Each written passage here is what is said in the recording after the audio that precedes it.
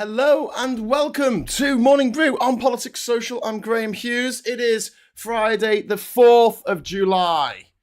You know, like those horror movies set on the 4th of July. Welcome to our Dependence Day. We've got David Peacock in the chat. We've got Martin Harrow. We've got Gallifreyan Wren. We've got Alistair. We've got Chrissy. We've got SG. We've got Billy Kershaw, Pete's Music. We've got David Peacock. We've got Witchy Goth. We've got Diz. Francis. Saz. We've got Roseanne in there as well. We've got Veg Pie. Hi, Veg Pie. Richard Grumpy Git. We've got loads of other lovely people in our lovely chat. All you need to do to join them is hit the subscribe button, which I still haven't got working, so I'll press that instead. There you go. Hit the subscribe button. Wait for 1 minute. You'll be able to join the chat. So today we're going to be talking about 365 days of Labour. That's a long Labour, isn't it? That is quite a protracted, drawn out Labour. So, first year of government, the year of beige, maybe?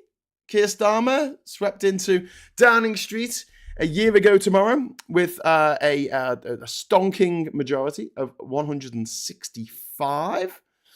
Labour was gifted a once-in-a-generation opportunity.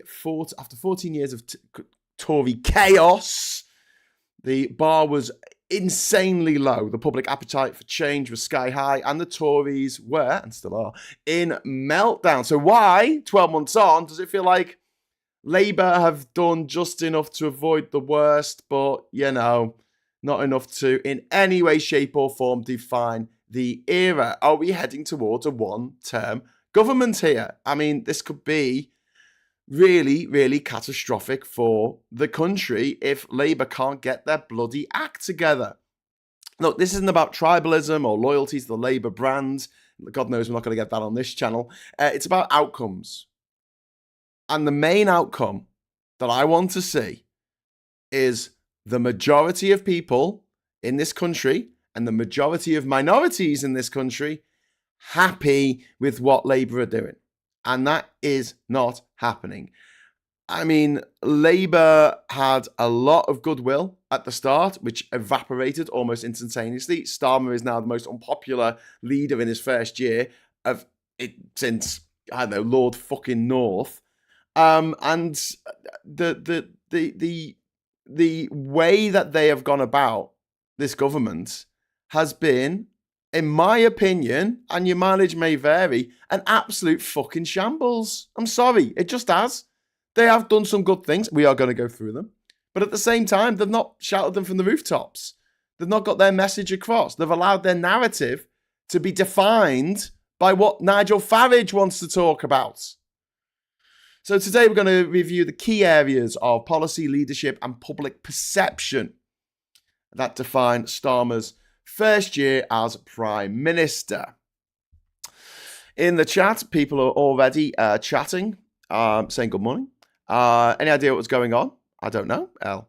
And this is excellent, says Janeway, over to a Spotify thing. And we've got Bora Desa. She seemed upset at something she thought she'd gotten wrong. I'm guessing it got on top of her.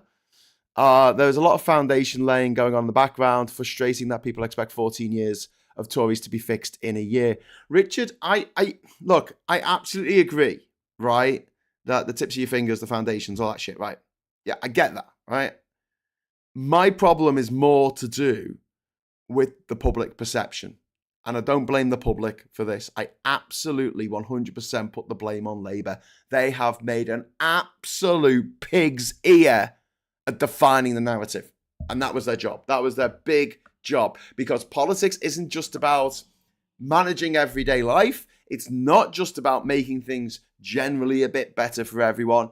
It also has to be about public perception. And you can do something really terrible, like the Iraq War, like Brexit, and get away with it. Labour won in 2005. The Tories won in 2017 and 2019. You know, you can get away with doing terrible shit things if you can spin them like a motherfucker. And Labour at the moment, they couldn't be in the movie inception, because if they tried to spin that top, it would just fall over instantly, and they'd be like, oh, I'm in reality. There would be no ambiguity at the end of the Labour Inception movie. They couldn't spin a tomahawk above their heads. McSweeney needs to go. Francis, I don't think you're wrong there, mate. I really don't think you're wrong. Because, look at it this way, right? And then look at it this way. No, that's a joke. He apparently is given the credit for winning the election. And I'm like, first of all, fuck off, right? Okay, that wasn't him. That was the public dissatisfaction against the Tories. Don't forget, we had austerity, Brexit, COVID, and Truss under these cloud of buffoons. And, screaming monkey clown car on fire going off a cliff. That was the previous Tory administration. No. I mean, look, okay, I'll give it to you. Yeah, it was all Morgan McSweeney. He totally won that election for Labour. Yeah, brilliant. Well done, mate. You're very good at campaigning. Are you good at governing? Are you good at getting shit done? GSD, get shit done. No. Oh, fuck off then. Like, honestly, that's what we need. I don't give a fuck about someone who did something a year ago. I need stuff now, and I need, right, competence and comms. Maybe we'll find another C to go with it. Maybe some a lack of generally wittedness. I don't know.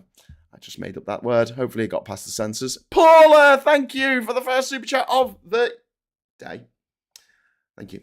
When you said stomping great majority, I immediately thought and went about reducing it. Yes. Yeah. Sorry, I was talking about Katie Montgomery. Oh, I love Katie Montgomery. What was she up to? She's fucking brilliant. Don't expect Labour to fix everything in a year, says Sarah Davis. Yes. Didn't expect Labour to fix everything in a year. Yeah, none of us did. But I didn't think I'd have my rights as a trans person removed. Exactly. Fucking exactly. It's like, you're waiting on your meal, right? And they're like, why are you waiting to be served? Here you go. Here's a shit sandwich. And you're like, I absolutely do not want this. Why are you giving me this? Well, you got to wait for the things to come, the food, the actual meal that we're going to give you. But in the meantime, here's a shit sandwich. Like, what the fuck? Seriously, I mean, I'm told not to swear so much on these things, but sometimes you just got to. So let's talk about investment, stability, and rebuilding trust. Labour has managed to calm the economic chaos left by the Tories. That is a win. Ding, ding. Foreign investment is up. The markets no longer flinch every time the Chancellor blinks, although it does kind of flinch every time she cries in PMQs. Reeves, she's broadly trusted in the financial sector, which is a double-edged sword, but it is undeniably useful. And UK borrowing costs have fallen in general, despite recent wobbles, like this week.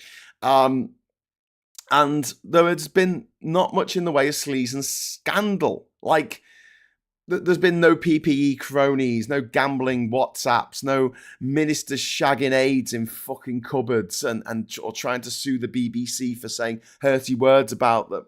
After the Johnson Trust Sunak debacles, this is a welcome return to professionalism. But they haven't got a completely clear scorecard. I mean, Johnny Reynolds got tickets for Glastonbury a couple of years ago. How dare he? He should have just sneaked in like maybe a few years earlier. But the Keir Starmer went the footy, didn't he? Went the footy, had himself a box when he should have just sat in the terraces. The Prime Minister of the United Kingdom just sitting there in the terrace with thousands of other Arsenal fans.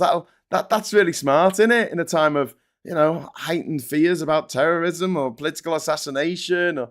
I'd hate to be an innocent bystander to that event. I don't know, a firefighter who actually copped the bullet.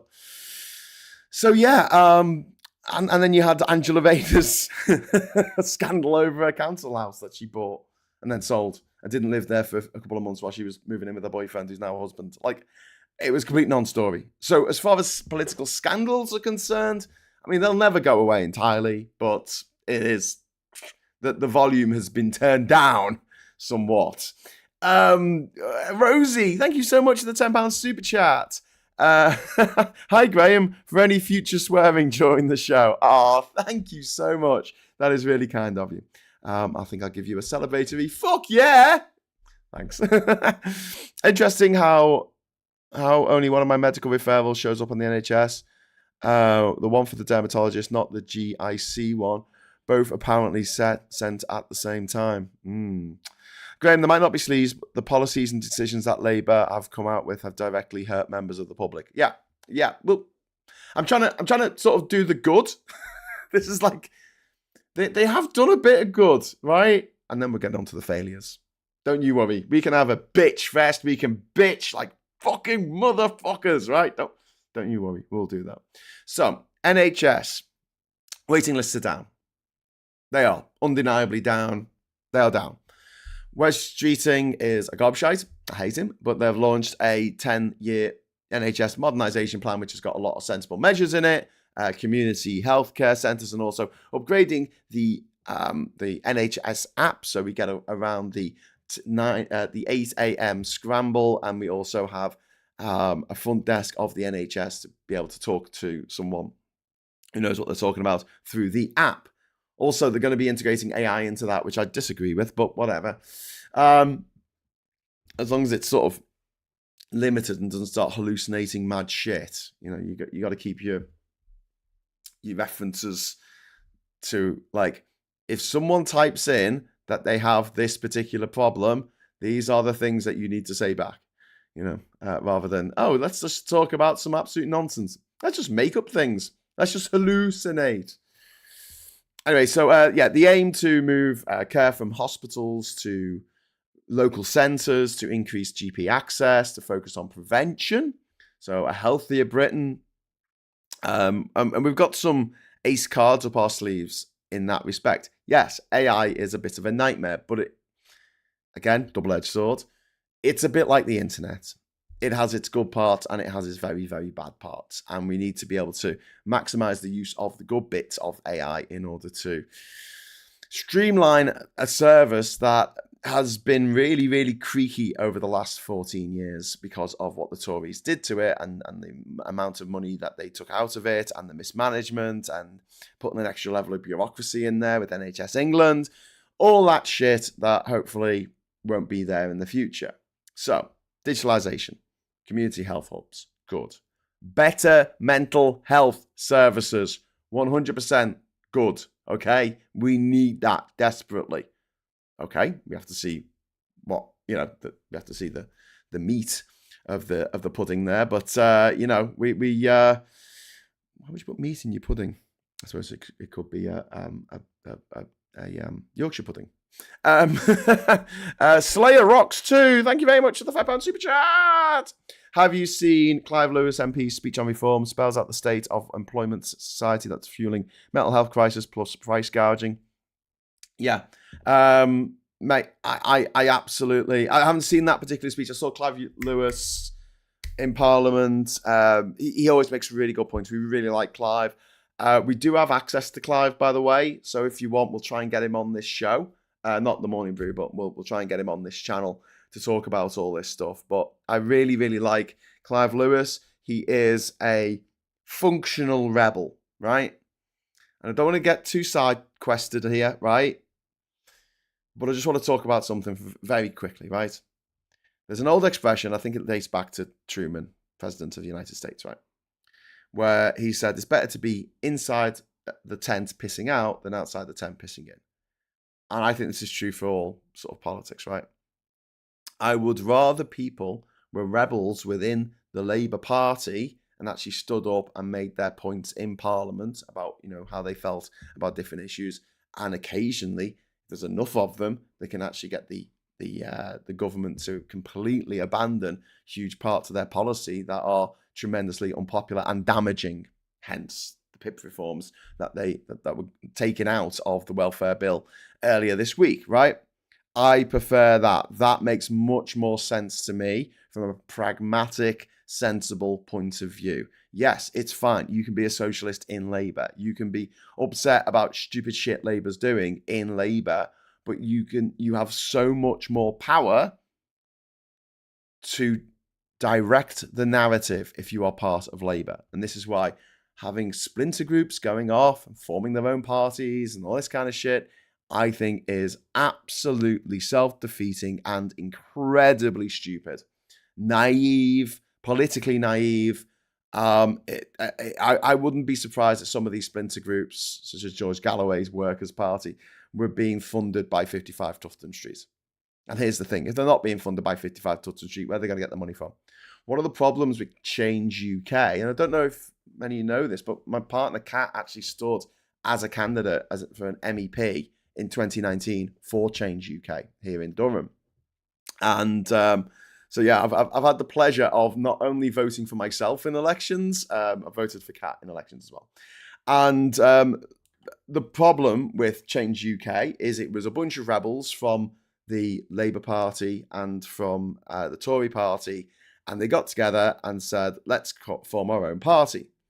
What they should have done is join the Lib Dems from the start. Lib Dems were the anti-Brexit party. They should have just gone, right, we're going to go in the Lib Dems, and the Lib Dems really needed a better leader than the leader that they had, who was fucking awful. But thankfully doesn't have a cult these days that still goes on about how she was the best prime minister we never had and all this kind of bullshit when she was clearly not up to the job.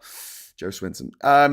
But yeah, they I know they eventually joined the Lib Dems, a lot of them, but that should have been from the get-go. Should have been, right, we're leaving the main parties, we're going to join the anti-Brexit party, I guess.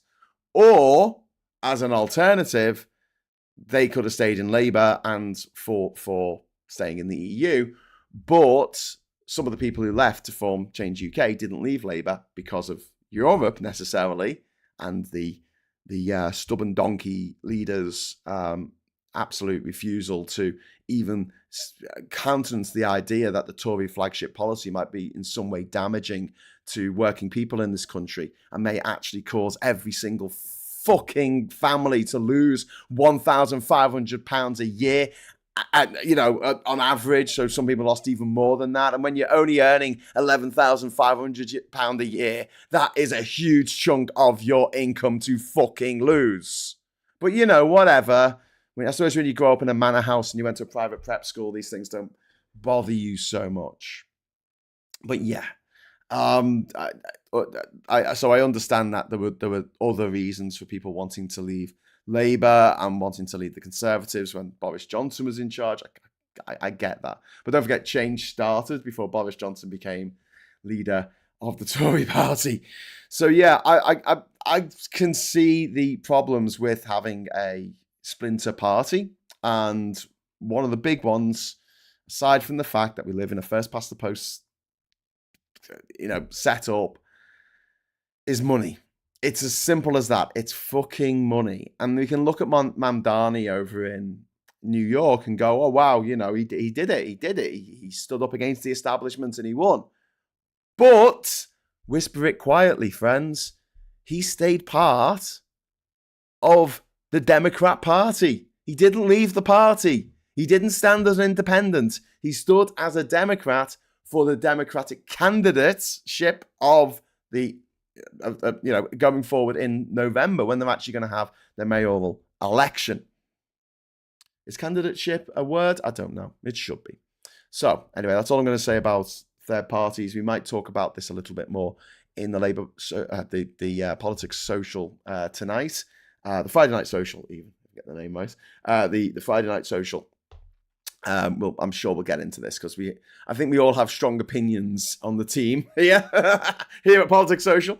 But yes, we'll get into that. Okay, so what have we got? So far I've said stability, get investment, getting investments in, rebuilding trusts with the markets and with foreign investors and all that kind of stuff.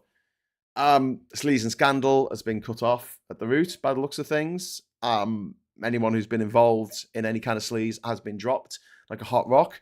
And, that's something that the Tories didn't do. They would defend their own misbehaving MPs to the fucking hilt until it got to a point where their actions were absolutely indefensible. Green strategy. Sort of. The industrial strategy and the green transition. GB Energy is in early formation, although it has been delayed. There's now a clear message. The government believes in industrial policy again, and we are heading towards a greener future in this country, which is the absolute diametric opposite of what's just happened in America, where they've taken away subsidies for all electric cars, solar panels, and wind turbines. And they're giving those same subsidies to oil companies to burn more fossil fuels, to, make the meteorite go, that make the asteroid that's heading towards the Earth, make it go even faster. So it causes even more damage when it impacts. Great. We found the impact sites. Well, what should we do? Well, we should just put all our nuclear weapons where it's going to hit. Okay. Won't that set off all our nuclear weapons? Well, it might. Who knows?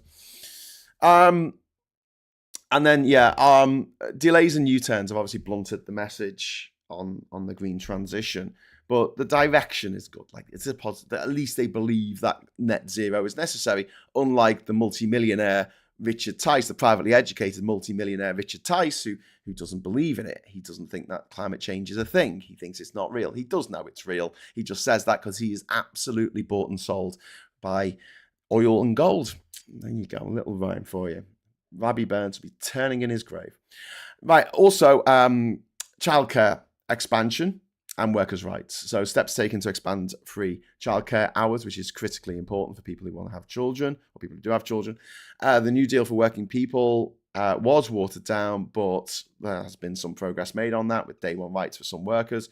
Critics say it's not enough. Unions are restless still. This is progress versus Tory regression, right? I was going to say regress, but that's not the right word, is it?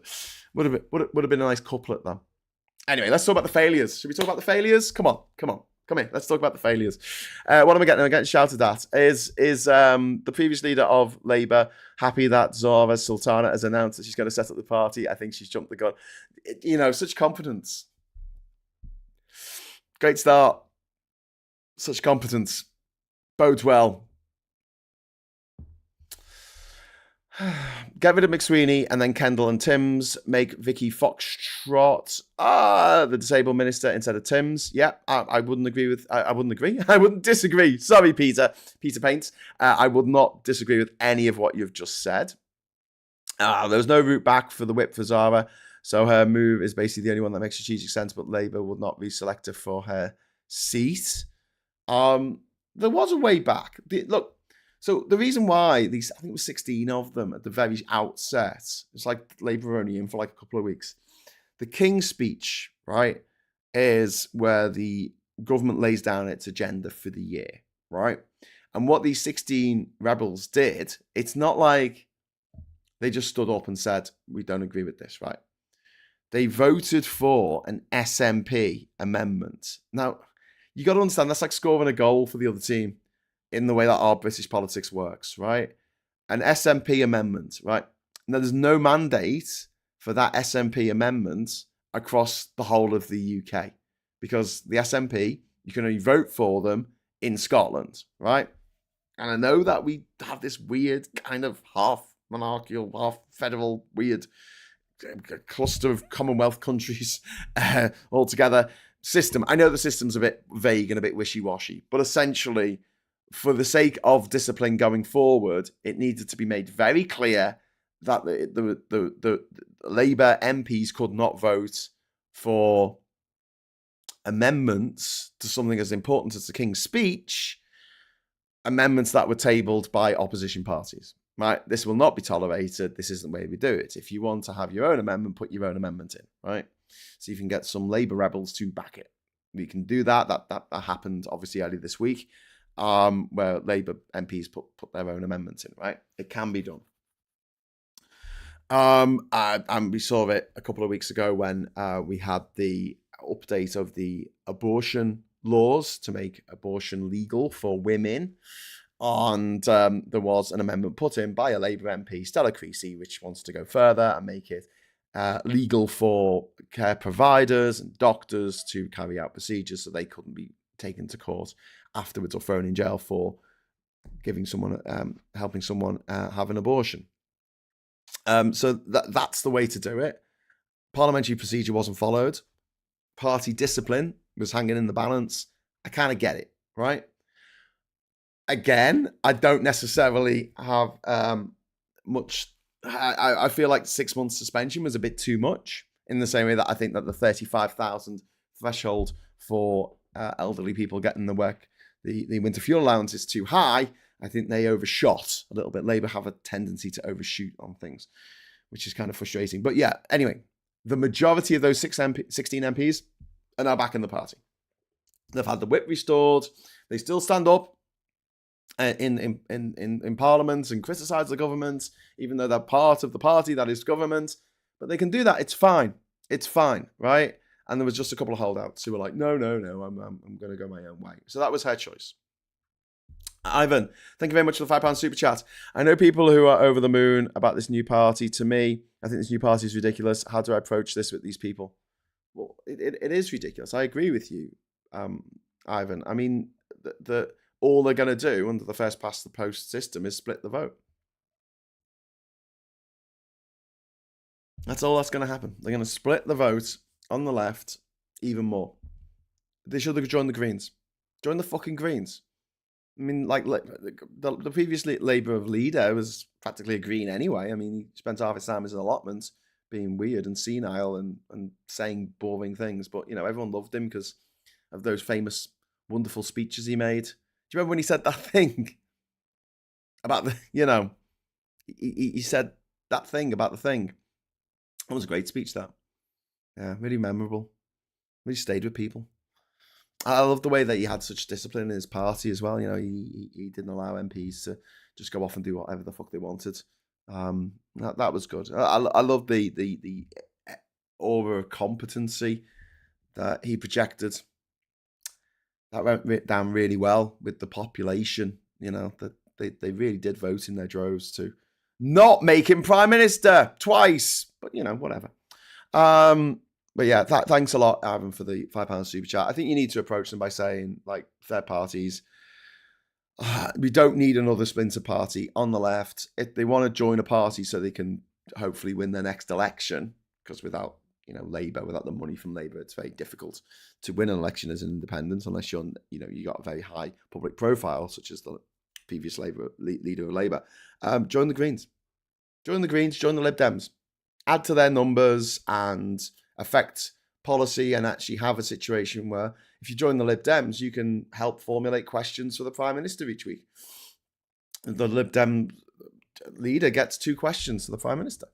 That's pretty fucking handy. That's good, that.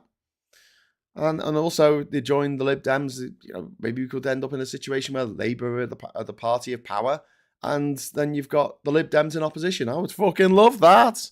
We do Prime Minister's questions on this channel each week, and God, the questions from the Tories are just so mind-meltingly stupid and like childish and just not even worth thinking about. Okay, so the failures. You know what I'm going to say now, don't you? I should have a little animation. Should I make a little comms animation? Because you know what I'm going to say, don't you? Comms. Fucking hell. Labour are either allergic to good headlines or addicted to self-sabotage. And as someone with ADHD who has a penchant for self-sabotage, bloody hell. I've got to say, wow, you guys, you are like the elite. You are the grand masters of self-sabotage. If there was an Olympic event in self-sabotage, Labour would just be absolutely acing that motherfucker. It'll be winning gold, silver, bronze, whatever comes after bronze, I don't fucking know. Seriously, it'll be all down the card. Just be Labour. They are the world champions at being really shit at spin. Really, really shit at spin. Which is funny because they keep doing U-turns. You'd think they'd be better at it. So, like, the welfare reform bill could have been framed as administrative reform, instead presented as cost-cutting measures, with disabled people in the crosshairs. Like, what the fuck, man? What? Okay, can we get something that we all agree on? Yeah, the welfare bill is too big at the moment, and there are systemic problems why it's so big. It's because people are having trouble getting back into work. People who are working aren't given aren't given enough support and reasonable measures put in place to help them get into work. There's people who shouldn't be off work, but they're waiting for an NHS appointment to help with their mental health. And they've had to wait 3 years for a fucking diagnosis. And now they're having to wait another year before they can actually get any medication. So they're out of work. I mean, like, there are a lot of systemic problems. I think everyone can agree on that. Wherever you are on the political spectrum, you can agree on that. So address that. Don't go after disabled people. Because you know what? Everyone knows someone who's disabled. Everyone knows someone who has a disability. Everyone. Just the stupid. It pains. It pains me. The 2-child benefit cap, it's still here. Labour MPs and activists hate it. But Starmer and Reeves are clinging on to it because, like, it'd be too expensive to get rid of. And the core issue here is that Labour fail to grasp the narrative. They fail to tell a story. That's what they've got to do. They need vision. They need moral clarity. They need, they need a tale to tell. They need to stop doing this thing that they do. It's just like reactive management. It's like they're running around after the nuclear meltdown trying to put things right. Stop it. Make it so there's not a nuclear meltdown, okay?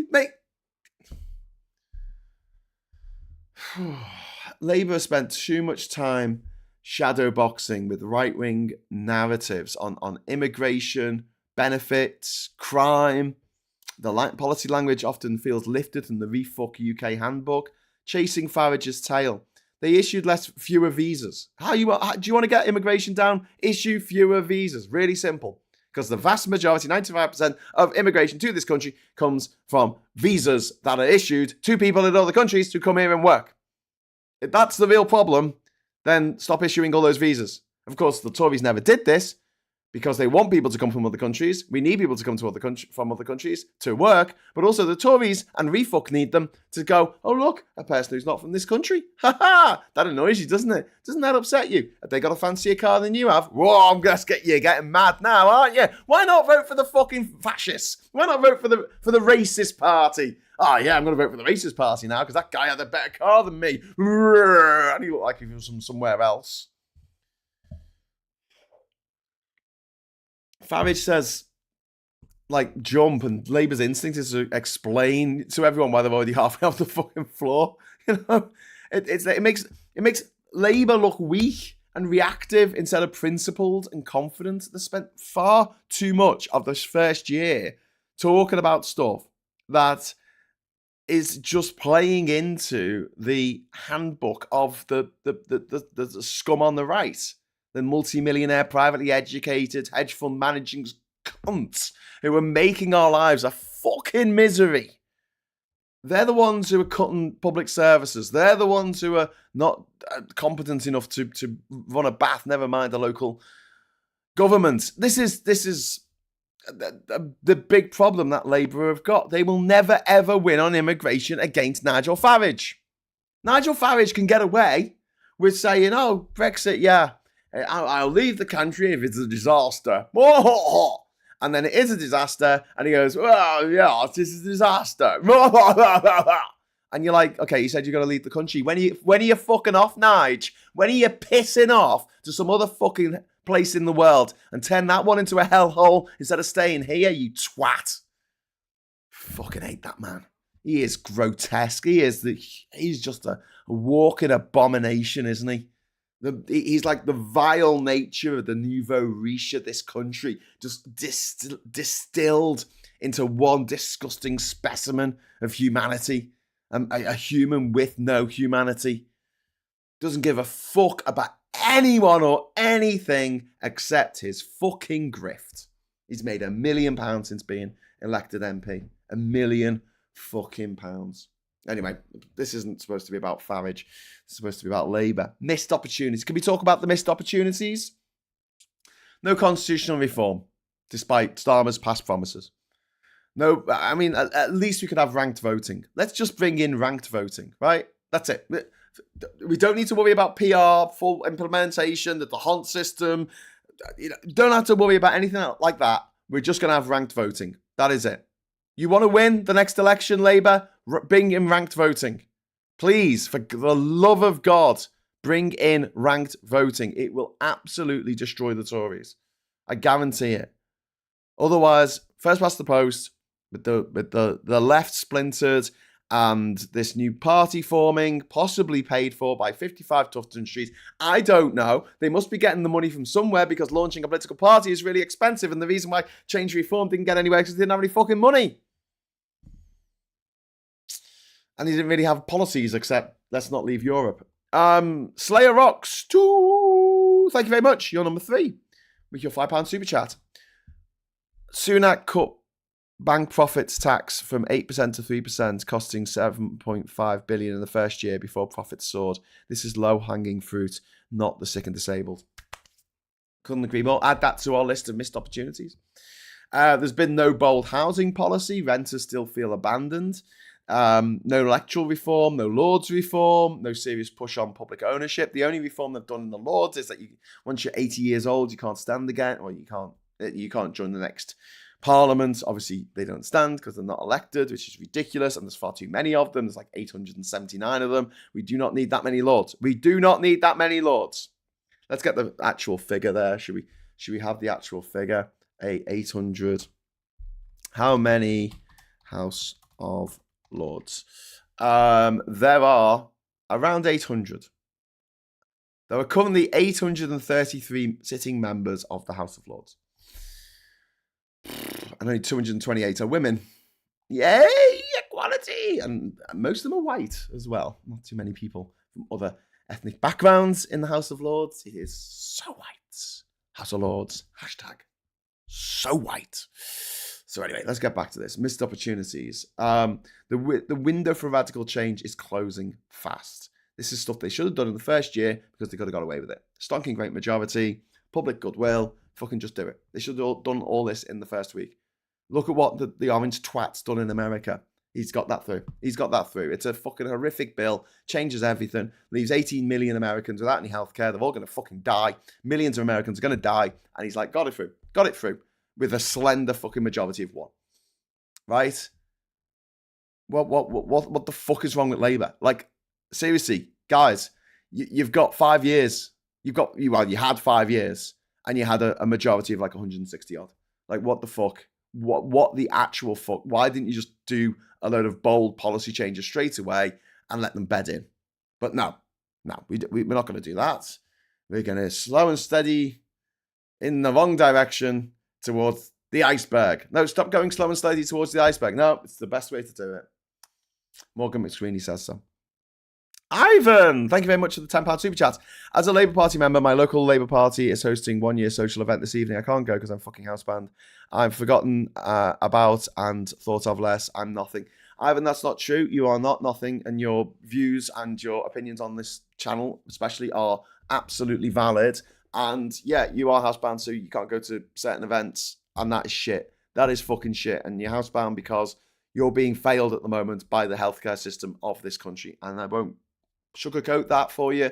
That is really shit, and my heart goes out to you. But at the same time, you're very much part of this community here. We've always got time for you, and we love it when you come on and we discuss things. And you know, we all have strong opinions about different stuff, but I like the fact that we have an open discussion here, an open forum to voice our opinions and voice our frustrations as well, which I think is really important, just to have that. I think it's important for our mental health. I think it's important for my mental health to have this kind of valve to just go, fucking hell, you know, what the fuck about stuff going on? Because if I didn't have this, I would probably go like crazy, or crazier than I am now. Chris C, how about clawing back the billions from dodgy PPE? Yeah, that would be a good idea, wouldn't it? Spent it all on yachts though, didn't they? The motherfuckers. You'll be on Friday Night Social tonight, though. Far nicer place. Yeah. I agree with Richard Goodby. You know what? Ivan, listen, mate. I've been to some of these events, and I don't want to be that person who goes, whatever. Yeah. Well, I can go in their shit, but they can be a bit awkward. Do you know what I mean? Because you don't necessarily want to go off on one about politics, which is weird because you're at a political event. But you don't want to like upset people. Well, I don't want to upset people anyway.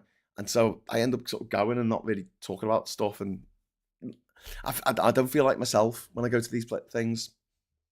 I've got to get better at that. I've got to just get more confidence in just going into a situation like that and just being Graham Hughes. You know, like I can't be someone else. I can't pretend to be someone else. I can't, you know, I'm not a wallflower.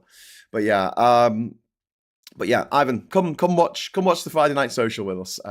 You'll have, I guarantee you'll have a better time with us. Promise you. Oh, at least more laughs. Can I say that? Can I say we'll have more laughs? Yeah. Jan says the latest Palestine action group has named itself Yvette Cooper, so she'll have to prescribe herself. That is really funny. And yeah, that was the Clive Lewis thing that I watched just before I came on, actually. He was talking about how ridiculous it was that they were saying that this was a terrorist group. How the fuck? How is this a terrorist group? Are you mad? Like a terrorist group? Okay. So do you know what this does? First of all, a protest group being called a terrorist group when it's clearly a protest group, right? Anyone can see that. It's like, you know. But what it does, it makes protests out like it's terrorism, which it absolutely is not. 100%, that is wrong. It is not terrorism in any shape or form. Was anyone terrorized? No. Was anyone injured? No. Was anyone in fear of their lives? No. You can't be a terrorist group if you're not fucking terrorizing anyone, okay? Right? No one was terrorized. They vandalized. They went into public property, private property, whatever. They went onto RAF Raise Norton and they sprayed some planes. You know, that's how they want to do their protest. Fair enough, right? Look, people are always going to protest, right? And that should be protected. They did not terrorize anyone. Calling them a terrorist is a bit like they called Nelson Mandela a terrorist. How did that work out for the racist regime of South Africa, hey? No. Freedom fighters, whatever, you know, protesters, not terrorists, right? As long as they don't kill anyone, as long as they don't terrorize anyone, as long as they don't plant any fucking bombs in shopping centres or pubs, they're not fucking terrorists. But also, it devalues the word terrorist. Because you're saying, well, you don't really have to actually terrorize anyone to be a terrorist. Which is mind-blowingly stupid. Again, Labour, fucking dropping the ball. Dropping the ball like a big stupid bollock. Only 9 Labour MPs voted against the terror bill. 9, fuck the rest of them. Oh, it's just, yeah. As the corrupt PPE contracts were a crime, all yachts bought from those funds should be seized as proceeds of crime. Yes, SG, I think you're right. But also, we should be seizing the bloody assets of these Russian oligarchs. There's billions of pounds, of euros, of dollars, of assets from these Russians that have been frozen since the beginning of the war. Fucking take the money. Take it. Just fucking rob it. What's Russia going to do? Fuck all. That's what Russia's going to do. Russia can't even fucking roll a tank down Red fucking Square these days. Fucking useless. Graham and Phil kept me sane during the dark Tory days. Oh, thank you. Slayer rocks too. You kept me sane as well. Like, that's the thing. It's a two-way thing. I feel like we need each other in a joyous, symbiotic relationship. Actually, I don't want to use the word symbiotic because it always makes me think of Venom from Spider-Man. Okay, let's move on. Okay, so missed opportunities. And chasing Farage's tail and also the communication vacuum. Okay, let's talk about the welfare fiasco. U-turn on Pip cuts coming after days of chaos, rebellion, and visible emotional collapse in the Commons from Rachel Reeves. The bill passed second reading only after its most controversial measures were binned, which we predicted would happen on this channel. Rachel Reeves' tears became the story, undermining the credibility of the government's economic pitch, and the markets panicked as a result of her tears, and not just at the policy, but the lack of clarity and confidence, which just showed. This was a massive, massive PR disaster from a party that, you know, is famous for its amazing comms. I'm joking, it's not. It's really not. Jesus Christ, it's bad. It's really, really fucking bad. So, what they should have done? They should have consulted disability groups before even mentioning, before even whispering the idea of taking people's PIP away.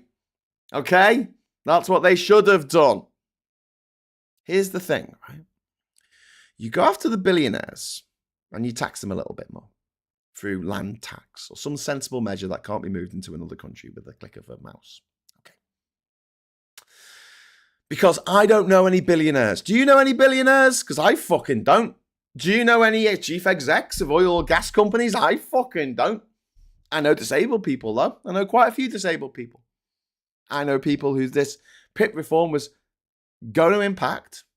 And even if it didn't impact them directly, because their PIP was safe or whatever, the strain, the emotional strain that even talking about this shit put on people was fucking horrific. You're talking about millions of people who are off work or even working with reasonable adjustments with mental health problems. Okay, let's not talk about physical health for a moment. Let's just talk about mental health problems, right? And what are you doing? They could be off with stress. They could be off with depression. Do you think that saying, oh, we're going to take away your the tiny amount of benefits that you get, do you think that's going to relieve their fucking stress? Do you think that's going to make them happy? It's going to make them spring out of bed and dance down the fucking street? What are you, a fucking idiot? Like, seriously, how stupid do you need to be to think, these people are suffering from depression? Do you know what'll cheer them up? Us threatening to take their money away. Ha ha! I mean, how? That's like psychotic levels of stupidity. That's like plucking the fucking wings off flies. It's like, why? Why are you doing this?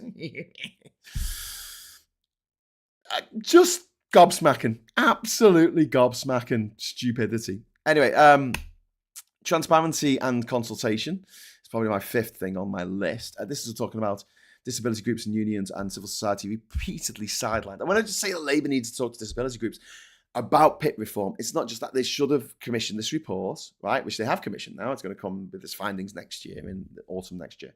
That should have been done. That should have been done day one. Day one, we're going to look into, we're going to commission a report, and it's going to take a year to come through, or a year and a half. And by now, we might have some findings from it of what can be done to alleviate the situation. Because yes, it is costing too much. But no, that's not the problem. That's not the fault of the disabled people who are receiving PIP. That is the fault of systemic problems, fundamental problems in our society, that we don't look after people who are not well as we should. They get sidelined, and when people say, look, we need to do something about this, it's always like, well, you know, who cares about them? They haven't got much of a voice. Let's go full Idi Amin on them. Anyway. Oh, thank you very much, Alice Durham. A quick 9 months. Alice Durham, I'm going to give you a thank you. A thank you for being a member for 9 months. Alice Durham, thank you. You're the best. You're the best. You're all the best. Yes, but Lord Ali bought them all new wardrobes so the wealthy are protected. Graham, land tax has never been implemented successfully anywhere, so we need to place sustained pressure on Labour to start developing it as soon as possible. It will take a long time to develop something robust. Yeah, I agree. But also we need like council tax reform. We need to go out there, and Martin Lewis talks about this a lot, right? We need, because the original prices, the original bands for your council tax were set in like the early 90s on a drive-by. They literally drove by houses with an estate agent and wrote down how much they thought the houses were worth. And that's still in place today. You can challenge it, but you might be put into a higher band. But I know like that in... Here's one for you. Say you've got like a peculiarly shaped house. Say you've got a house that's like bigger at the front, and then it goes down, goes on a corner, and it gets smaller at the back. Imagine a house like that, right? You go past, that'll be put on a higher band than the houses next door to it, even though in cubic centimeters it's the same size, but it gets smaller at the back, you see, because it's on a corner. Because not all houses were built like Barrett Estates in the 1930s, 40s, 50s. So yeah, guessing how much money, what band a particular house should be, you could end up with the corner house, which is no bigger than the other houses on the street, being on a higher band. So you're paying a couple £100 a year more in council tax. If you're on a higher band, then you're literally your neighbours either way. which seems mad to me. That just seems mad to me. It's not easy for Labour. They are pulled by lobbyists and donors now, considering their member base has left the party after Jezza. That's why the rich will always avoid paying their fair share. I mean, the thing is, Labour could do more. My ideal would be a Labour forum, right? Like some kind of Labour social. I don't know. Some group of people, right? Lots of them on the internet, where we have these sort of conversations, video calls, Zoom meetings that are kind of entertaining. They're not just dry and talking about policy shifts and things, right? Stuff that people actually want to listen to. If you think about all the different talks they have at the conference each year that no one ever sees, like they have hundreds of talks and they don't get put on the internet, no one ever sees them, right? You might get some shaky footage on a mobile phone, but that's about it, There's a lot of content there that Labour could be putting online. They've got a lot of MPs who could be producing content. And if they had one sort of umbrella organisation that helped MPs make their social media stuff and also had this kind of this communication with the people. And from off the back of that, you can have membership to not just, the party, but you can have membership to videos and to interaction and things like that. And you can run it as a social. I think that is what they should do. And off the back of that, you get more members, and the more members you have, the more micropayments you get, the more £5 a month you get off people who are members. And with that money, Labour can actually continue to campaign all through the whole parliamentary cycle. Like, I have no idea why they stop campaigning as soon as the election's over. They stop campaigning. ABC, always be campaigning. Always be campaigning. God. Up to you. I mean, you might think that I'm talking shit here, but I think I'll do a better job than Morgan McSweeney. I really do. You know why? Do you know why? Because I'll continue to do this. I'll continue, and it'll get bigger. More people would join, and more people would have their say, and would actually have a conversation with people instead of just me sitting here going, I know best. Everything I know is completely right. Now, look, I've got to say, since I started this channel a few years ago, my views on loads of things have altered. They genuinely have altered. If you asked me 3 years ago what I wanted, I'd be like, what I really, really want is to zig a zigar. Also, I'd like to rejoin the EU tomorrow. Now, my opinion on that matter has slightly modified. I do still want to join the EU, but not tomorrow. The reason being is that we haven't got the public on side enough for it. 58% of people saying that Brexit was the wrong thing to do is not enough. It's nowhere near enough. That figure should be like 88%. And it will be, but we have to keep hammering home to people what a disaster Brexit is. And that is Farage's Achilles heel. So when you're standing up in Parliament and you're making a speech, or you're at a conference, or you're on a social fucking network thing on the internet, right? What we need you to do is say, we would like to do this, but because of Farage's Brexit, everyone is poorer. Everyone, that job doesn't exist anymore, and that's because of Farage's Brexit. Hang Brexit around that motherfucker's neck like a fucking albatross. Yeah, that's what you do. You don't call it anything else. You say Farage's Brexit because of the disaster that is Farage's Brexit. And you will see that mealy-mouthed motherfucker absolutely freak out. He will hate it. He will absolutely hate having his name attached to Brexit every time it's mentioned. Why can't we do this? Why can't we do that? Why isn't the NHS better? Why aren't more people in employment? Why are more people having to come here from Southeast Asia? Southern Asia? Why are more people coming from Sub-Saharan Africa? Because of Nigel Farage's failed Brexit. Nigel Farage cost us this money. And say it every fucking time. Party fucking discipline. Say it every time. Farage's Brexit. Come on, say it with me. Farage's Brexit. But now they shy away from talking about Brexit. They never fucking mention it. Well, yeah, we would have liked to have done that, but because of Farage's Brexit, we can't. But, it's really important that multimillionaires get posh bank accounts at multimillionaires as bankers, bank places. That seems to be their policy, is it? They want more Brexit. They want Brexit plus. They want us to withdraw from the from NATO and the European Court of Human Rights. Okay, so we're up to 10 o'clock. I'm not even halfway through my fucking list here. Jesus Christ. AC was heavyweight compared to Morgan. He got shit done. Not agreeing with how he got it done. Or what he got done, sorry. But he knew how to work the party. Yes, he did. Comms director was in the audience at Wes Streeting.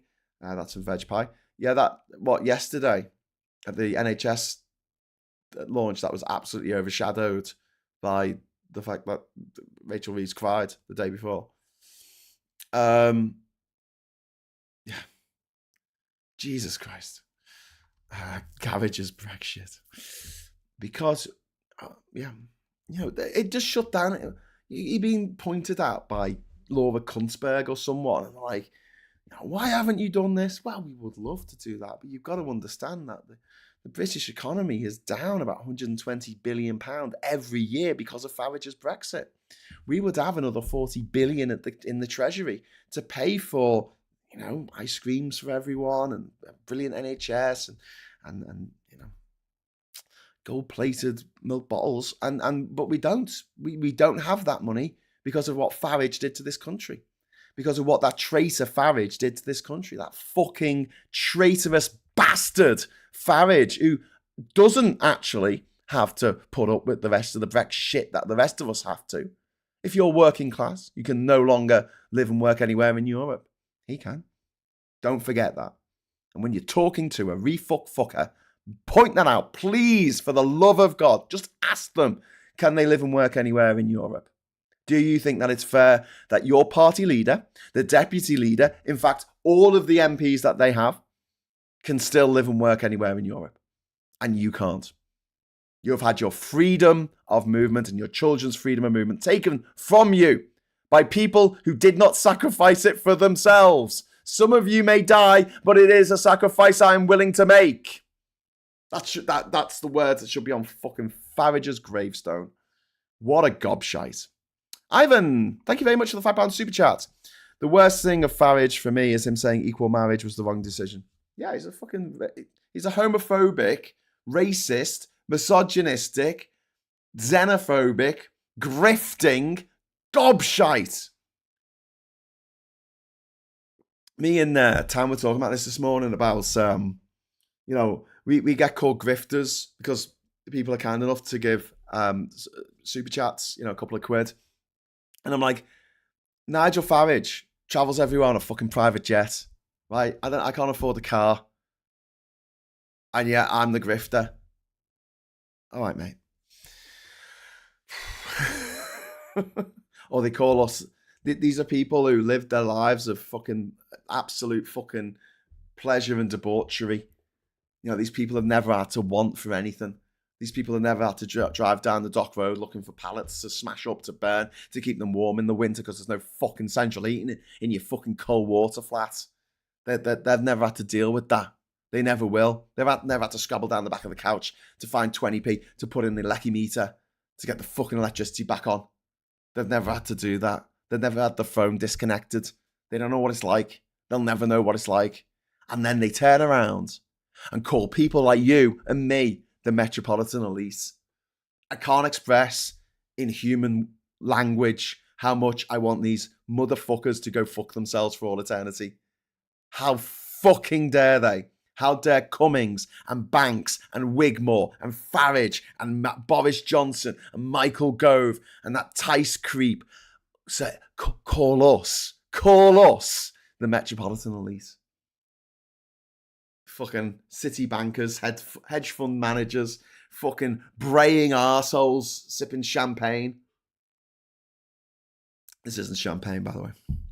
It's Aldi coffee. Not Aldi coffee, sorry. Lidl. Wouldn't drink that shit. So, okay. Let's talk about the public mood. The honeymoon is well and truly over. And Yeah, the initial polls were euphoric, and now Labour is steady, but slippage is happening all the time. Refuck is making gains in local and mayoral races. The public perception is that Labour are competent, which is good, but timid, which is bad. Then we've got the media strategy, which we've mentioned, or lack thereof. Labour barely makes the papers, although, if they do anything good, that doesn't make the papers. If they have a cock-up, oh my God, that makes the papers. There's no narrative discipline. There's no flagship policies that are repeated daily that get driven into people's minds, because most people are too busy to be paying attention to politics. So if you want to get through to them, you have to make sure that every time something bad happens, you blame it on Brexit, and you specifically blame it on Farage's Brexit. You say, this is because of Farage's Brexit. Yeah, we want to do that, but we couldn't because of Farage's Brexit. And then Farage has to say that Brexit is a success. He's got to try and argue that actually that's not true, because Brexit is a success, and he can't. And we know he can't, because he fucking doesn't. If he could argue Brexit was a success, he would fucking argue that. Do you know what he says? Of course you do, because you watch this show, but it's that it wasn't implemented correctly. Fine. Keep saying that. And we'll just keep saying that it was a bad idea from the start. Ivan, another £5. You've been very generous this morning, Ivan. Thank you very much. Sorry, the other very worst thing for Farage is a disdain for autistic people and people with other disabilities. Yeah, you're absolutely right, Ivan. All those motherfuckers would say about me, I was just a naughty child. I've got ADHD.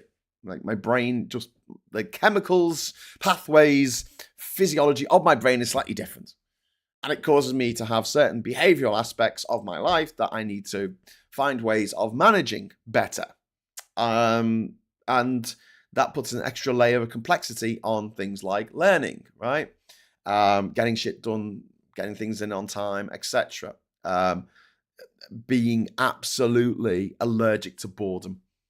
That is essentially what ADHD is. You cannot let your brain rest for a second. Like when people say, meditation, I envy people who can meditate. I really do. I could never meditate. I've tried. I cannot clear my brain. I cannot. It is full of loud noise all the fucking time, jumping from one topic to the next. I've always got a tab open with some music playing. At the moment, it's the new song by Wolf Alice, The Sofa, which is such a beautiful, fucking awesome summer song. It is so, it's not like a banger. I wouldn't call it a banger, but it's just, I don't know. It's like a lullaby. I fucking love it. It's one of the best songs I've heard in a long time. New songs. Anyway, The Sofa. It comes out on July the 11th, and there's some snippets already online. But yeah, that's playing in my head at the moment while I'm talking to you, and I'm trying to do the production on this and make sure the lighting's right. Obviously, I'm a little bit overexposed, but there's fuck all I can do about that now because it's kind of like set. I'm trying to read all your comments, and yeah, like my brain is just an absolute fucking. There's a party going on all the time. I do not fall asleep. I pass out. I literally pass out. I set my phone. I'm watching videos on my phone at night, and I set it to turn off if I don't touch it after 5 minutes. That's what I do, because I fall asleep with it going. And Farage and his cunt mates want to call me fucking. They call me lazy. They call me hyperactive, naughty hyperactive kid. We would just discipline him. In my day, we would just bend him over and hit him with a stick. Fuck you, Nigel Farage. Fuck you in your stupid, horrible, mashed cunt of a face. I hate that man. Sorry, I shouldn't swear. Just a stick across the back, that would have sorted them out.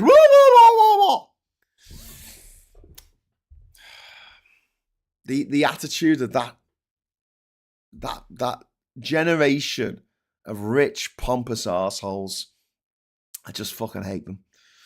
Anyway, right, the honeymoon's over. Media strategy, lack thereof, there's no rebuttal unit. There's no spin. There's no bite. There's no righteous indignation. There's no positivity. There are no party poppers. They should be doing a fucking press conference every morning at 9 o'clock. We shouldn't be watching this. We should be doing a fucking, we should be doing a watch party. For the every day, 9 o'clock, there is a press conference from Labour. Usually it's the Prime Minister, but if he's away or whatever, then it's someone else. Fine. Let's do it. Let's fucking do it. You got 400 and something fucking MPs. You got enough. You got enough MPs. Just fucking do it. What you do is you have a room and you put some chairs out in the fucking room and you have a microphone at the front and you set up a camera and everyone gets a common feed from the camera and the microphone. Honestly, I can set this shit up above a pub in Liverpool in 5 fucking minutes. I don't see why Labour, with a bunch of kit that I've cobbled together over the years through kind donations from strangers. Like, I'm sorry, but like the fact Labour can't even fucking do that. What? Is someone stopping them? Is there a law against them doing a press conference every morning and actually having a two-way conversation and actually maybe, I don't know, setting the narrative? Mate, it's so frustrating. Grimfang says, as someone with ADHD and childhood ODD, the stricter an adult was, the greater I would resist them. Even physical would not contain me. Kindness helped me mellow. That's how you handle rebellious ADHD. Yeah, couldn't agree. Chrissy says, Graham, sadly that attitude still exists towards beating ADHD out of a child. Yeah. Yes. Fucking hate them. I fucking hate them. I can't say what I would like to happen to them because I'll probably get yanked off air by YouTube. They'll be like, you can't say. I'll be prescribed as a fucking terrorist group by Yvette Cooper if I've got to say out loud what I would like to happen to these rich, idle, lazy, stupid, feckless, grifting motherfuckers. And like, I want to talk to the people who vote for them. I want to have this conversation. I want to say, do you know how much they fucking hate you? They wouldn't piss on you if you were on fire. Why are you sticking up for the millionaires? Why, in this time of need, in this time of global emergency, are you going, you know what, the billionaires, they've got a nice idea. Yeah, I'll do what they want me to do. What are you, a fucking puppet? Think for yourself. Anyway, the public. We're the public, aren't we? Okay, what do we want, right? Clarity, boldness, an actual vision. Labour has the mandate, it has the numbers, it has the opportunity. It has to fucking use them! God damn it. Okay, next up, internal party dynamics. Let's talk about this for a moment. Backbench dissent. Backbench discontent. We've got multiple rebellions brewing over welfare and two-child cap and immigration. MPs are constantly talking about feeling locked out of policy making. Whips are working overtime to try and contain revolt after revolt. Labour are revolting. And Reeves and Starmer, they like to make out they're in lockstep, but Starmer didn't even notice that the woman next to him was crying during PMQs. I mean, I didn't notice, to be fair, but I didn't have that great a feed. I wasn't sitting next to her. Wes Streeting is pushing ahead with NHS reform, but no one seems to be hearing about it. Whenever they seem to announce something, it always gets overshadowed by something else. I mean, yesterday it wasn't just Rachel's tears; it was the absolutely horrific death of Jota, the Liverpool striker who died at the age of 28, and that we got the news on this show, and there's nothing good. There's nothing good here. There's nothing good. I mean, I suppose you could say, well, at least he had a short but glorious career, life, and made a lot of people happy. But to have him taken from us 2 weeks after his fucking wedding, I mean, Jesus Christ. No, that's not Labour's fault that overshadowed their big NHS push, but their big NHS push was going to be overshadowed by Reeves' tears and the debacle of earlier this week with the reform bill. Anyway, I think that Labour should be using more of their more popular figures. Clive Lewis is very popular. David Lammy is very popular. Angela Rayner is very popular. I think they should be using them more in terms of, like I say, having these press conferences each day. I think would be a bloody good idea. And the left of Labour are sort of being marginalised, but they're still active. And I do think that they should stay in the party because they're more likely to have a sway over what the government want to do in the party than they are outside it. the backbenchers aren't necessarily winning policy battles, but they are winning the public arguments on things like the 2-child cap. And the Labour leadership seems to be afraid to be seen as agreeing with their own base, which is just bizarre. Like, why are they trying to go after refuck voters? Refuck voters are never going to vote for you. Fuck them. If they're going to vote for someone else, they'll vote for the fucking Tories. They're not going to vote for Labour. Stop pursuing them. It just seems absolutely mind-blowingly ridiculous to me that you'd actually try and go after those particular voters. So what next? We've got tax rises incoming. After the welfare U-turn left a £5 billion black hole in the budget. Reeves must now try and plug that 500 million black hole in the autumn budget, and I think it's just going to be very difficult for her. Wealth taxes, difficult. People can move money. Council tax reform, difficult, time-consuming, complex. Capital gains, put that up. I've got no problem there.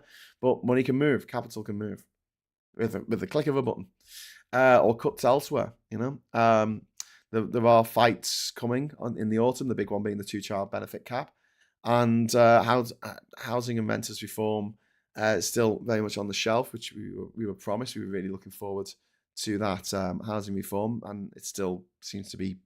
It seems to be a long time coming. I know they've done a little bit on it, but not enough. And we'll have to see what happens with these new NHS plans, how much resistance they come up against. But I don't want a managerial Labour Party or Labour Party in government. I want them to be transformational. And I'm not asking for a revolution here. I'm just asking them to fix the things that have gone wrong in this country, while not putting the cost of fixing those things on the backs of the poorest and the most disenfranchised in society.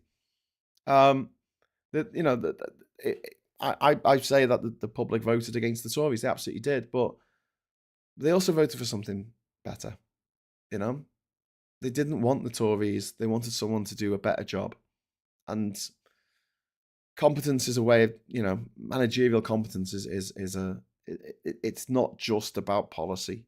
It's got to be about communications, spin, and listening to us, listening to the members, listening to the voters, listening to their own backbenchers.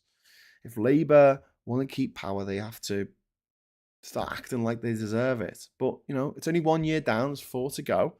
And Labour have avoided any kind of major disaster, but they haven't really defined success in their first year of being in power. They need to stop just managing decline and start inspiring hope. That's what they've got to do. That is absolutely what they've got to do. We want a government to serve us, not a government of survival, from lurching from one crisis to the next. I'm more crises out. Could do with less crises in my life.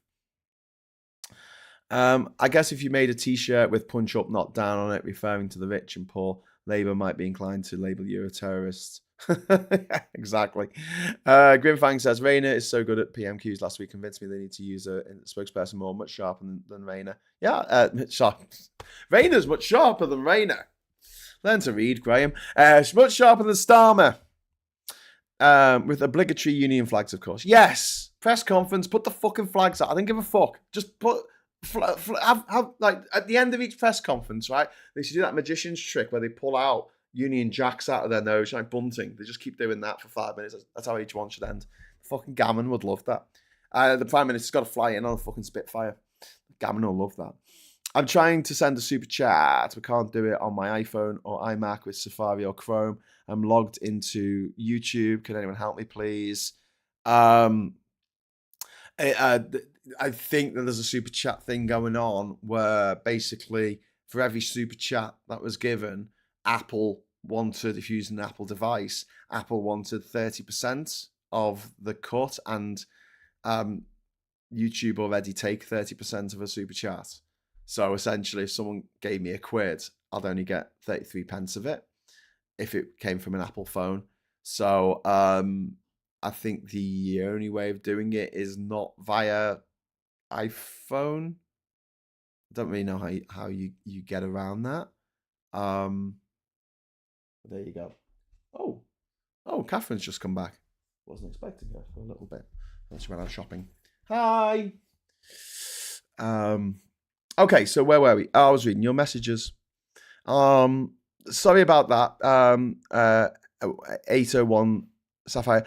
Listen, Sapphire, if you want to do something and you don't have to pay Google or Apple any money at all, if you go into PayPal, go and join our buddies on PayPal, which, you know, it's not great, but you can set it to friends and family, or you should be able to set it to friends and family. You can actually donate direct into my PayPal account. Yes. I shouldn't have a PayPal account because they're evil, but, you know, well, I live in the world.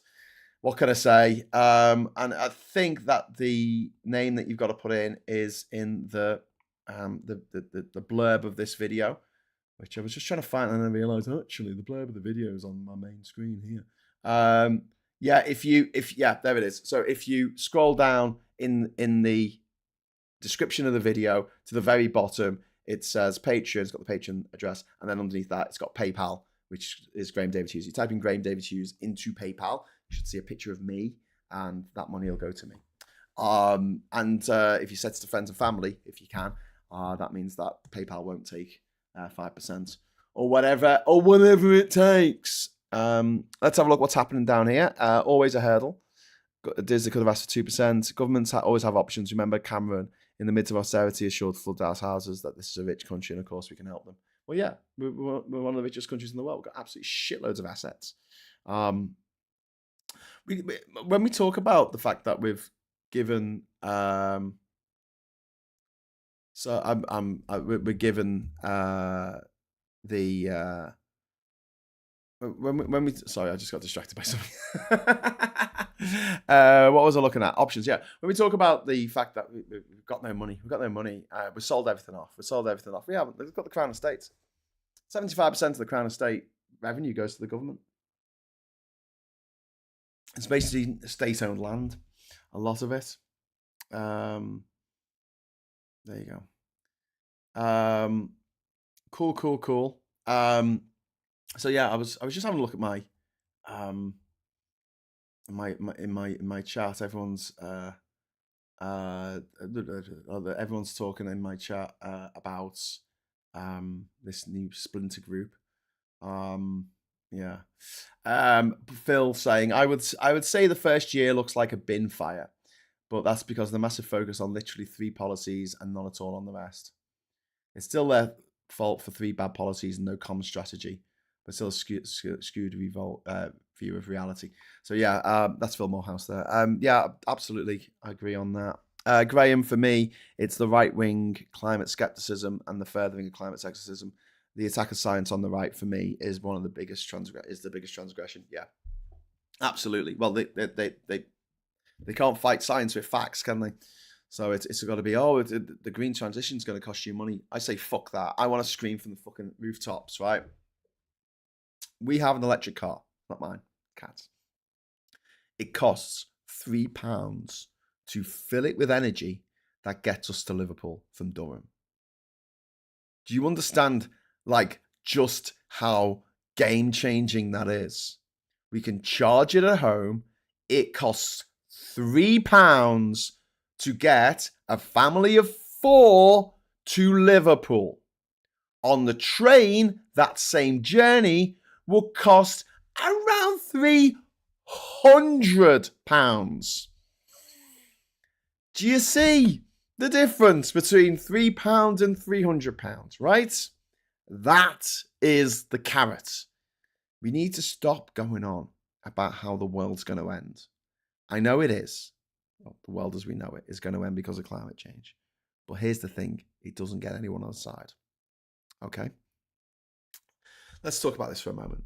I've got to go in a minute because we are doing a few shows today and I've got things to do. But let's just talk about this for a moment.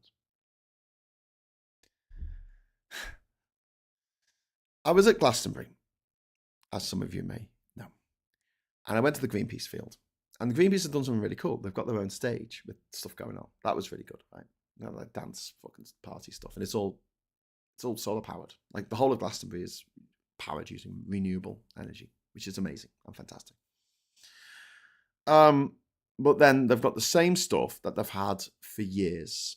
They had this stuff back in 1997. So for 28 years, Greenpeace have had stuff at Glastonbury saying that Shell was evil and Esso was evil, Texaco,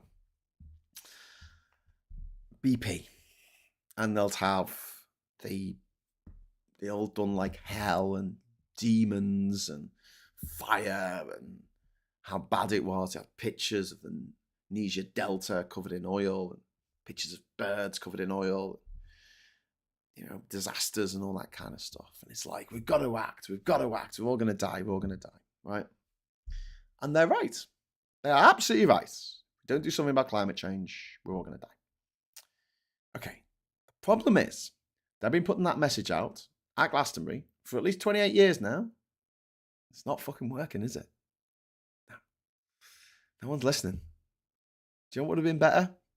My point of view, your mileage may vary, right? Some kind of installation that was solar powered, that did something exciting and amazing every 30 minutes or something, a robot that was solar powered or something like that. Some kind of hands-on thing that you could go and actually get involved with, a big wind turbine that powered something amazing, sort of mind-blowing stuff. And then having people there that can actually sell you solar panels.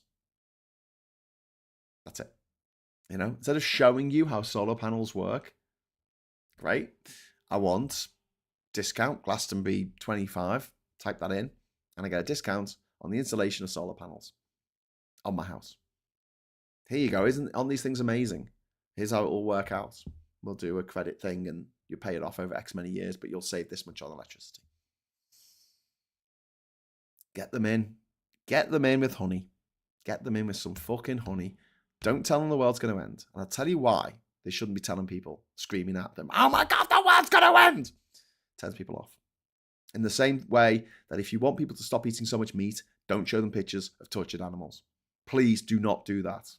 Okay? For the love of God, you might give them PTSD. You might really fuck them up. You might really damage their mental health. Please do not do that. You don't know who is going to see those pictures, and you don't know the mental state of the people who are going to see those pictures. Do not share stuff that can be damaging and cause PTSD to your fellow humans. Just don't fucking do it. I don't care how righteous your cause is. If you want to get more people to eat vegetarian food, make vegetarian food for them. That's really tasty and delicious, and give it to them. And they'll go, oh my God, this is tasty and delicious. Good. Eat that instead. Have a halloumi burger. Oh, I love halloumi burgers. Have some falafel. Some really nice falafel. Instead of a kebab, get a falafel. Just make it nice. Get them in. And here's why I feel like going down that route of, oh, you're going to die, is such a bad idea, right? Drugs. The war against drugs has exactly the same problem. Because the people telling you shouldn't have drugs, you shouldn't take drugs, drugs are terrible, drugs are going to lead to your death, your untimely death, drugs, death, right? Hell, devil, flames, brimstone, right? You grow up hearing that if you smoke dope, you will die. And then you're at a party, someone's passing around the joint, and you have a tug on the joint, right? A toke. You can tell I'm not down with the kids. And you don't die. Here's the thing. You don't die. You're still alive. OMG. So then you go to another party and have a bit more. And you start rolling them yourself. And then since you didn't die because you had that, you might take some ecstasy at the party. Or you might do some cocaine. And still, you don't die. Oh my God. I was told these things were deadly and we were all going to die if I did them. And we're still here. Hey. I mean, long term, yeah, it will fucking kill you. But right there and then, you've told people that if they do any of this stuff, then they're going to die. And they do a little bit of it, they don't die, and they go, oh, well, that must all be bollocks then. Even though it's not, because drugs are dangerous. You can OD on them. It can really fuck up your life. And the lives of the people around you. Don't do drugs, kids. Same with climate change. Don't drive. Okay. I'll get the bus. And then one day, you have to drive. And the world doesn't end. Don't go on foreign holidays using planes. Okay, I won't do that. I'll travel around the world to every country without using a plane. Oh, my sister's ill. Okay, well, I'll go back to the UK to be with my sister. Oh, shit. How do I get back from Papua New Guinea to my home in Liverpool? How do I do that without flying? If I tried to do that overland, I would never have seen my sister again. Put it that way. Okay? Had to fly. Flew home. Did the world end? No. Didn't end. So for the same mentality the humans have of like, I've been told if I do this thing, the world will end. My world will end. Everything will end. And then you do a little bit of it and you're like, oh, well, the world didn't end. That is not the way to get people on board. The fact that I can drive to Liverpool for £3, that's how you get people on board. Because people like a bargain.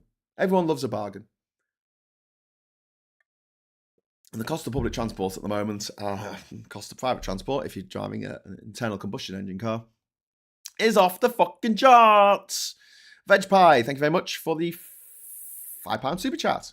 The 7-7 bus bomb went off outside the BMA where my cousin worked.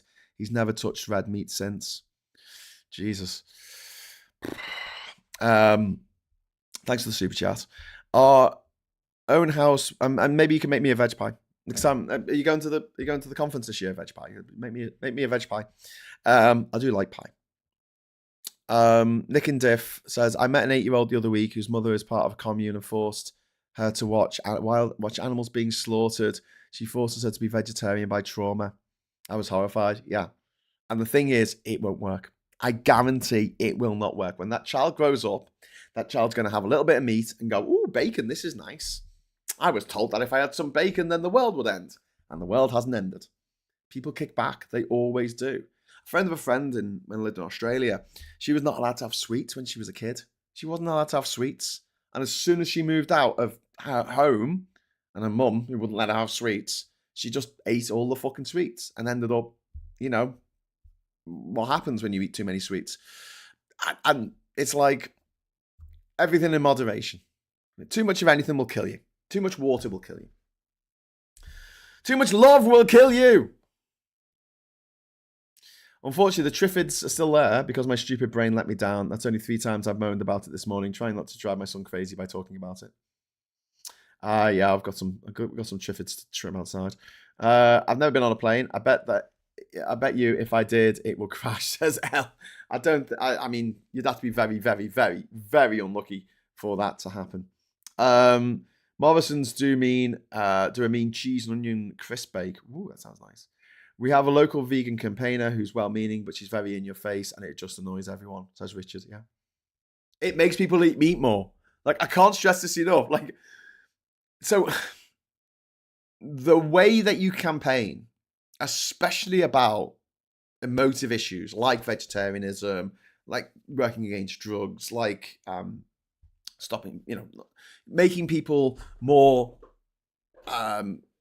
making people think, oh yeah, what will be better is having an electric car. Like, if we just had electric cars, we would never go back to internal combustion engines. Like, if we had started with electric cars, and don't forget, electric cars were around before internal combustion engine cars. We they were commonplace and had decent battery and range and stuff. We would have never, ever, ever gone to internal combustion engine, except unless the oil companies of the world decided that was a great way of making money. Dig this stuff out the ground, get people to burn it at a massive fucking level, like just an insane rate. Just burn that bastard fucking fuel and destroy the environment in the process. And then kill 90% of life for 5 million years. I became a vegetarian because I saw too many chickens hanging on the clotheslines at relatives' farms, says Mr. Tisk. Ask people to write to Labour MPs saying your comms are shite. If Labour doesn't sort out urgency, I will be gone in the next election, says 801 Sapphire. Yeah, couldn't agree more. Shout out to Brian May. Oh, yeah, okay. Why are we shouting out to Brian May? Hope he's all right. People worry me when they mention celebrities in the news. I'm like, are they okay? Are they okay? So yeah, there's a bunch of stuff that's also happened in the news that I haven't mentioned. But I should at some point. We'll probably talk about it tonight. Kyiv was hit by an absolute fucking barrage of drone strikes last night, after Putin rejected Trump's bid for a truce. It's all, it's all a bit, meh. It's all a bit meh. And Katy Perry and Orlando Bloom are split up. I don't care. I don't care. Orlando Bloom, famous actor, not very good at acting, famous anyway, privately educated, of course. He was good in extras. I did like him in extras. That was very funny. Okay, I'm going to very quickly do the papers. You can probably guess what's dominating the front page of all of the newspapers at the moment. Obviously, it is the death of Diogo Jota. Devastating. The NHS gives patients a doctor in your pocket, more medical services in local clinics on the 10-year plan, and this idea that we're going to be using the NHS app more, which is great. I mean, look, also good. I'm cracking on, says Reeves, as she pays the way for tax rises. And Liverpool striker killed 2 weeks after wedding. The doctor in your pocket will see you now, but will ministers really be able to deliver the all-singing, all-dancing NHS app they are promising patients by 2028? That's actually a good front cover for Labour on the Daily Mail there, for a change. Hundreds killed as Israel steps up Gaza strikes despite ceasefire hope. Do you see a pattern emerging here, my friends? Do you see a pattern emerging? Do you see it? Like Trump says, oh, we're going to have a ceasefire. We're going to have peace in the Middle East. We're going to have peace in Ukraine. And Netanyahu and Putin are like, nah, fuck that. We're just going to bomb the shit out of people and just murder innocent women and children because, that's what we like to do. Crisis, what crisis? I was having a tough day. And she finally got that hug that she should have got on Wednesday off the Prime Minister. Our hearts are broken. Fans in shock after the death of cop star. Just really, really tragic. We've got to have a picture of the king, obviously, on one of the newspapers. We've got to have a picture of someone in the family. He had some whiskey. Okay, can we just stop everything? Stop what you're doing. Look up. Look at me. Right, it's really important. You need to know this. Let me clear my throat. King Charles had a whiskey. Thank you. Okay, we're going to go back to our regular service now. It was just really, really fucking important that you knew that. Okay, and also Raducanu is still in Wimbledon. Even when she's not, she inevitably gets knocked out. I'm sure she'll be in there as well. Rock stars fall out. Rock stars.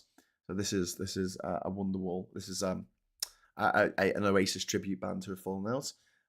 Reservoir Dogs. Mr. Blonde died. Michael. Madsen, what's his name, is it? I forgot his fucking name now. It was Michael Madsen, wasn't it? I'm going to look it up now. Michael Madsen. Yeah, Michael Madsen. He died at the age of 67. And he was in Reservoir Dogs. He was very good in Reservoir Dogs. He played the crazy one of the crew. He was good in Kill Bill.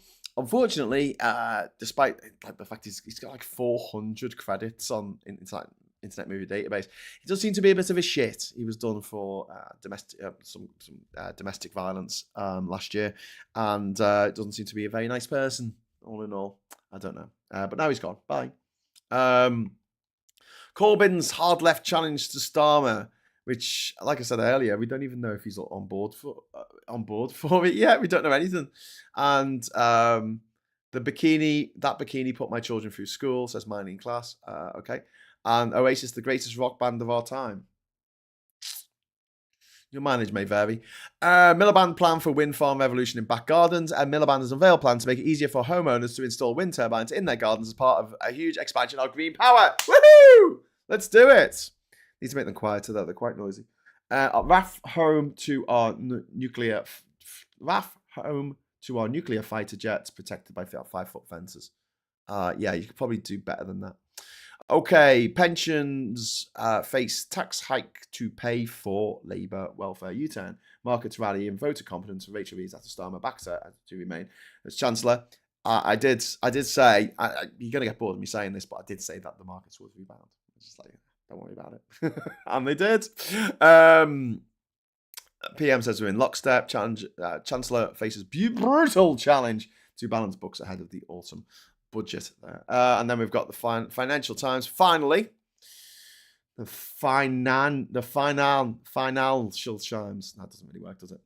How to cultivate children's joy in reading. How can you be sure I'm not a synthetic human? No. Big asset managers piled into gilt as markets dip during Reeves crisis. BlackRock and Fidelity seize moment. Places bets placed on sell-off passing. Starmer bolsters Chancellor, and they're sitting there having a laugh. She's got a hand on his knee, and there's Wes Streeting looking like a twat. We've got billionaire Hans hedge fund TCI beat stock markets with 21% gain. Fucking hedge funds. Fuck them. Hate them. Right, I'm going to get going now because I've got to get prepped for the 1 o'clock show where Phil and I will be discussing Labour's first year in government. So we'll be going through some of the points that we've made earlier today and extrapolating on them more. If you've got any questions that you want to ask us, please be there at 1 o'clock and join the chat. If you want me to read a message, and it's not just like, because some of these messages was to somebody else in the message chain, so just to make it easier, can you please at Politics Social before you write the message, and then hopefully it'll come up so you can actually see it. So what I might do tomorrow is I might just do something like this where I just type something into the chat and it comes up with Politics Social, and you'll be able to reply to that depending on what platform you're using. And says, basically, we want more stuff. We have to pay for it, which means taxes have to rise.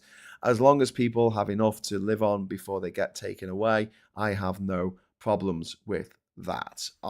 Yes, same here. The older generation have got 90% of the wealth. That needs to be unlocked. It needs to be cracked open like an egg. And Elle says, bye! And lots of trans flags and trans symbols. Thank you.